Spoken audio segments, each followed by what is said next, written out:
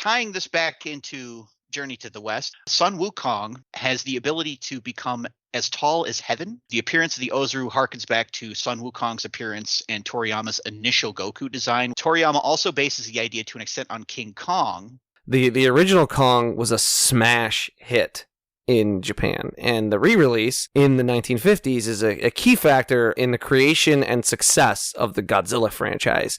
Kong even crosses over with Godzilla in King Kong vs. Godzilla, which to this day remains the most highly attended Godzilla film in Japan.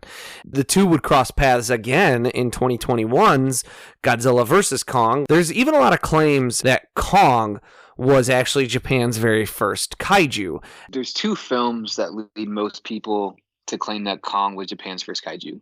The first is 1933's King Kong, made in Japan, is actually not at all a traditional kaiju film. The movie's plot's actually about a struggling and homeless man who is in love with a woman. He creates this vaudeville show, and he basically wears his Kong suit, and he destroys miniatures to try to make money and then to be able to marry his love. And then you have the second of these films, these Kong lost films, which is the 1938 King Kong Appears in Edo. The movie definitely isn't about the King Kong that we know as a giant ape from Skull Island just appearing in feudal Japan and wreaking havoc. Rather, it's the name of a pet ape of the film's main antagonist who kidnaps the daughter of a feudal lord.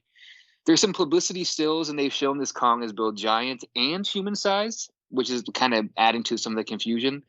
And the suit actor, he actually once used the word giant to describe the ape.